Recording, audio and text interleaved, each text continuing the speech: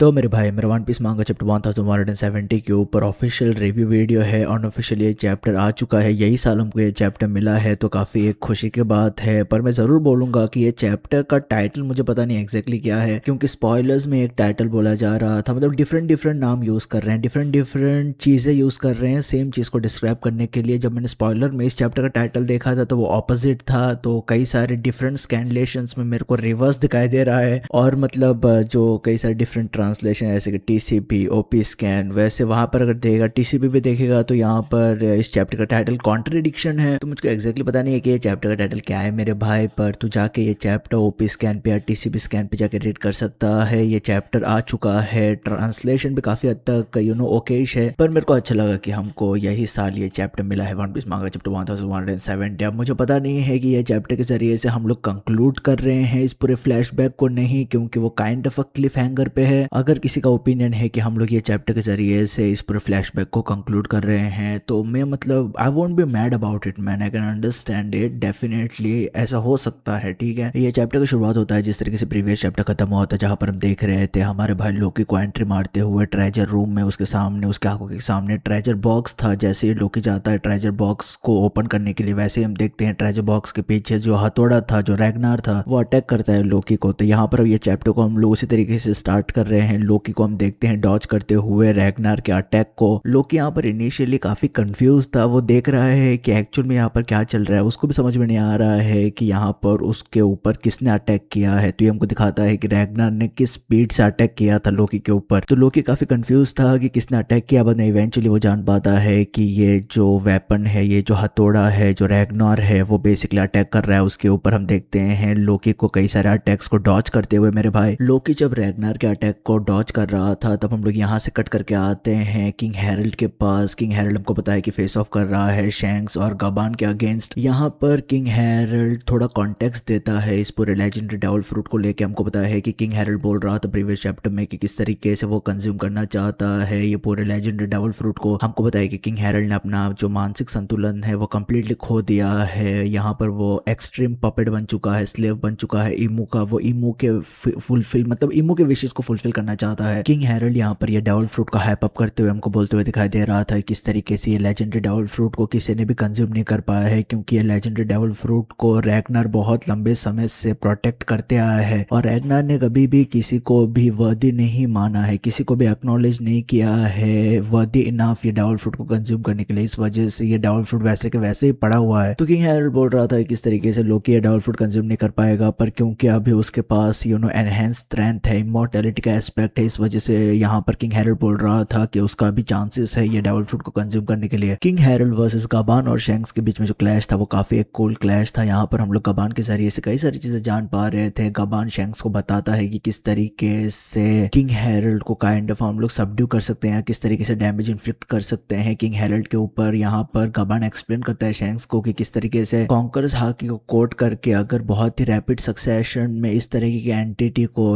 जिसके पास इमॉर्टैलिटी है उसके ऊपर अगर रैपिड रेट से अटैक किया जाए सक्सेशन में, तो उन लोग बहुत ज्यादा हैवी डैमेज दे सकते हैं किंग हैरल्ड को। ये सब सारी चीजें सुन के शैंक्स के दिमाग में एक नेचुरल क्वेश्चन आता है, वो ये है कि गबान को ये सब सारी चीजें कैसे पता है। क्या गबान ने ऑलरेडी इस तरीके के एंटिटी के साथ फाइट किया था पहले भी? तो गबान यहाँ पर हमको एक्सप्लेन करते हुए बताता है, शैंक्स को वो बताता है कि हाँ, उसने इस तरीके के एंटिटीज को फाइट किया था जब शैंक्स छोटा बच्चा था। तब शैंक्स को क्लेम करने के लिए कई सारे लोग होली नाइट से या वर्ल्ड गवर्नमेंट से कई सारे लोग आए थे शैंक्स को फिर से रिट्रीव करने के लिए, पर रॉजर पायरेट ने हमेशा इन सब सारे जो होली नाइट्स आए थे रिट्रीव करने के लिए या जो गवर्नमेंट के लोग आए थे रिट्रीव करने के लिए शैंक्स को, उन लोग हमेशा उन लोगों को रॉजर पायरेट्स धो डालते थे। तो यहाँ पर मोस्ट प्रोबेबली हमारा भाई गबान गबान ने कई बार अटैक किया रहेगा, कई बार फाइट किया रहेगा सेंट सोमस के साथ। और वो काइंड ऑफ एक्सप्लेन करता है कि क्यों जब हम लोग प्रेजेंट स्टोरी लाइन में देखते हैं कि गबान अटैक मारता है या गबान आता है सेंट सोमस के सामने, तो सेंट सोमस बहुत ज्यादा ही मतलब सरप्राइज्ड हमको दिखाई दे रहा था। तो वहां पर हमको अभी समझ में आ रहा है कि गबान और सेंट सोमस के बीच में पहली बार ये क्लैश नहीं हुआ था। गबान ने पहले भी प्रीवियसली भी गबान ने सेंट सोमस को छोटे छोटे टुकड़ों में कट किया रहेगा। गबान और शैंक्स ने दोनों लोगों ने अपने कॉन्कर्स हाकी कोटिंग के जरिए से बहुत ज्यादा हैवी डैमेज दिया था, हैवी डैमेज पहुंचाया था किंग हैरल्ड को।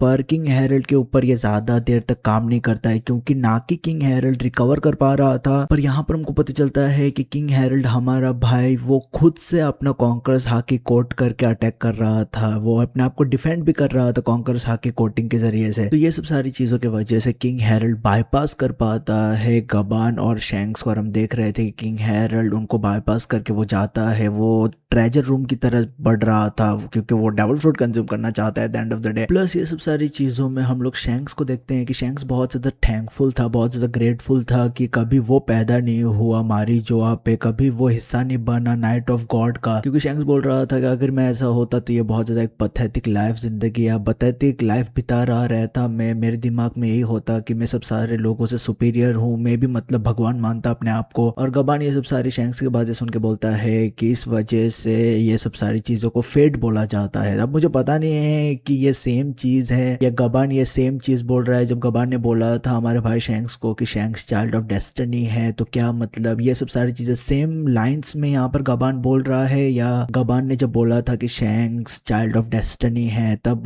काइंड ऑफ गबान किसी डिफरेंट एस्पेक्ट्स को या डिफरेंट एस्पेक्ट के ऊपर सोचते हुए बात कर रहा था या बोल रहा था शैंक्स को चाइल्ड ऑफ डेस्टिनी, मुझको पता नहीं है। ठीक है, लोकी वर्सेस रैग्नार के फाइट में हम देख रहे थे कि लोकी और रैग्नार कई सारे ब्लोस एक्सचेंज करते हैं, पर इवेंचुअली लोकी एक बहुत ज़्यादा खतरनाक ब्लो मारता है रैग्नार के ऊपर। अब हालांकि जो लोकी का हथौड़ा था वो टूट जाता है रैग्नार के ऊपर क्लैश करते हुए, बट अल्टीमेटली जो ये लोकी का अटैक था, जो ये लोकी का फुल स्ट्रेंथ पे फुल स्विंग पे अटैक था रैग्नार के ऊपर, उसके वजह से रैग्नार अपने ओरिजिनल स्टेट में रिवर्ट करता है, जो बेसिकली एक स्क्विरल टाइप ज़ोवन डेविल फ्रूट है। ये स्क्विरल बहुत ज़्यादा क्यूट दिखाई दे रहा था मेरे भाई, ऑब्वियसली लोगों को बहुत ज़्यादा ये क्यूट लगा होगा यार ये स्क्विरल। हमको स्क्विरल के हेड के ऊपर काइंड ऑफ अ बम भी देखते हैं हम लोग एक छोटा सा, पर इवेंचुअली मेरे भाई हम लोग ये जो स्क्विरल टाइप ज़ोवन डेविल फ्रूट है जिसने कंज्यूम किया है रैग्नार को, उसको हम लोग देखते हैं लोकी को डेविल फ्रूट प्रेजेंट करते हुए। यहाँ पर ये जो ज़ोवन टाइप स्क्विरल डेविल फ्रूट है वो एक्नॉलेज करता है, जो बेसिकली बहुत लंबे समय से ये एल्बेफ के लेजेंडरी डेविल फ्रूट को प्रोटेक्ट करके रखे हुए था, वो एक्नॉलेज करता है लोकी को वर्दी इनफ ये डेविल फ्रूट कंज्यूम करने देने के लिए। तो हम देखते हैं कि ये स्क्विरल लोकी को लेके जाता है ट्रेजर रूम पे, हमको ये स्क्विरल लेजेंडरी डेविल फ्रूट के चेस्ट बॉक्स के साइड में बैठा हुआ दिखाई दे रहा था, और अल्टीमेटली मेरे भाई हम लोग हमारे भाई लोकी को कंज्यूम करते हुए देखते हैं ये डेविल फ्रूट। अब मेरा जो थोड़ा सा शिकायत है ओडा से वो यही है कि अब ऑब्वियसली हमारे भाई लोकी का जो हाथ है वो मतलब मेगालिथिक काइंड ऑफ हाथ है, क्योंकि वो बहुत ज्यादा जाइनॉर्मस है यार, ह्यूमंगस उसका हाथ है, तो डेविल फ्रूट वहां पर दिखाई नहीं दे रहा था मेरे भाई। ओडा मेरे भाई तो हमको मतलब दिखा तो देता, दिखता कैसा है ये डेविल फ्रूट, बंदे ने दिखाया भी नहीं कि ये दिखता कैसा है डेविल फ्रूट। ठीक है, वहां पर हमको मतलब ऐसा ही कुछ स्क्रिबल काइंड ऑफ चीज किया है, ओडा ने सीधा से दिख भी नहीं रहा है वो डेविल फ्रूट। लोकी जैसे ये डेविल फ्रूट कंज्यूम करता है वैसे हमको लोकी उसके जोन ट्रांसफॉर्मेशन में जाते हुए दिखाई देता है। हम लोगों को ओडा ने स्पेसिफिकली लोकी का हाथ दिखाया है जो बेसिकली ट्रांसफॉर्म होता है, बट वो भी सिलुएट में है। हम लोग लोकी को देखते नहीं है ट्रांसफॉर्म होते हुए, पर हमको वहां पर दिखाई दे रहा था कि लोकी ट्रांसफॉर्म हुआ था, हमको सिलुएट दिखाई दे रहा था जो डिपिक्ट कर रहा था कि लोकी जोन मतलब अपने जोन फॉर्म में चला गया। अब वो हाइब्रिड फॉर्म में था, कौन से फॉर्म में था मुझको पता नहीं है, पर जैसे ही हमारा भाई लोकी ये डेविल फ्रूट कंज्यूम करता है वैसे ही हमारा भाई किंग हैरल्ड पहुंच जाता है ट्रेजर रूम में। तो अल्टीमेटली हमको हमारे भाई लोकी और किंग हैरल्ड के बीच में बहुत ही खतरनाक क्लैश दिखाई देता है डबल पेज स्प्रेड में, जहां पर लोकी अपने जोन ट्रांसफॉर्मेशन में जाके वो फेस ऑफ करता है किंग हैरल्ड को। लोकी इतने गंदे तरीके से किंग हैरल्ड को मारता है, ऐसा गंदा मारता है लोकी हमारा भाई किंग हैरल्ड को, और हम देख रहे थे कि किंग हैरल्ड मतलब बिट्स एंड पीसेस में काइंड ऑफ बिखरते हुए दिखाई दे रहा था, उसका हाथ गायब हो रहा था, पेट गायब हो रहा था, सिर गायब हो रहा था। तो अल्टीमेटली लोकी इतने बुरी तरीके से मारता है हमारे भाई किंग हैरल्ड को कि किंग हैरल्ड जो बेसिकली कैरी आउट कर रहा था इमू समा के विल को, वो अपने सीधे दिमाग में फिर से वापस आ जाता है। ठीक है, अब किंग हैरल्ड अपने दिमाग के ऊपर फिर से कंट्रोल लेने के बाद हम देखते हैं किंग हैरल्ड को बात करते हुए लोकी के साथ। किंग हैरल्ड बोलता है लोकी को, अपने बेटे को बोलता है कि तू मेरे को मार दे जान से, ये मैं मतलब अपना जो कंट्रोल फिर से मैंने पाया है वो सिर्फ शॉर्ट टर्म के लिए है, मैं फिर से इमू के डोमिनियन में चला जाऊंगा, मैं फिर से अपने दिमाग के ऊपर कंट्रोल खो दूंगा।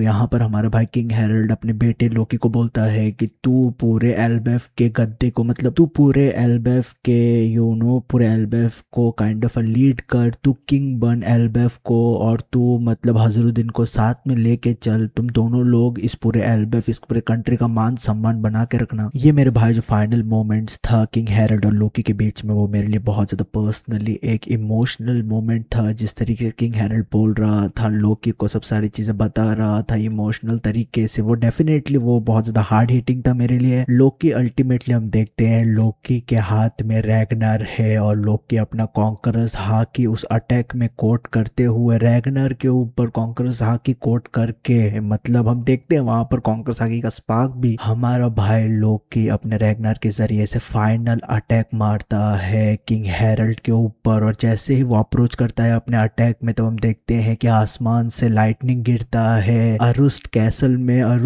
में से सीधा वो लाइटनिंग गिरता है किंग हैरल्ड के ऊपर। और जैसे ही लोकी अटैक कनेक्ट करता है, वो बहुत ज्यादा एक इंसेन लेवल का अटैक था। यहाँ पर किंग हैरल्ड मेरे भाई कंप्लीटली डिसइंटीग्रेट होते हुए हमको दिखाई दे रहा था। मैं मजाक नहीं कर रहा हूँ, यहाँ पर लिटरली किंग हैरल्ड टुकड़ों में बिखरते हुए हमको दिखाई दे रहा था। ये बहुत ज्यादा क्रेजी है मेरे भाई। हमारा भाई रॉक्स डी ज़बैक भी इस तरीके से बिखरा नहीं था जिस तरीके से यहाँ पर लोकी ने जो अटैक मारा है उसके बाद हमको किंग हैरल्ड बिखरते हुए दिखाई दे रहा था। बहुत ज्यादा इमोशनल था, बहुत ज्यादा हार्ड हिटिंग पैनल था। और मेरे भाई ये चैप्टर कुछ इस तरीके से खत्म भी होता है, बहुत ज्यादा एक इमोशनल नोट पे, बहुत ज्यादा एक क्रेजी इंसेन अटैक के जरिए से। अब मैं मेरे भाई पर्सनल नोट डेफिनेटली बोलूंगा कि लोकी ने बहुत ज्यादा सफर किया है यार। उसके बचपन से, उसके जन्म से अगर तू देखेगा, जब उसका जन्म हुआ था उसकी माँ एस्ट्रिड उसको किस तरीके से डीमन बोल रही थी। एस्ट्रिड उसको मतलब अंडरग्राउंड में फेंक देती है, उसको नकार देती है। मतलब वो सबसे बड़ा ट्रेजेडी था at the end of the day. तेरी माँ ही तेरे को नकार रही है जन्म से ही। ये किस तरीके की माँ है यार। तो पहले तो जन्म से ही उसके सगी माँ ने उसको नकार दिया। हम देखते हैं कि नकारने के बाद एस्ट्रिड, लोकी को जन्म देने के बाद एस्ट्रिड का डेथ हो जाता है। और सब सारे लोग विलेज में ऐसे बोल रहे थे कि लोकी कर्स्ड है, इस वजह से एस्ट्रिड का डेथ हुआ था।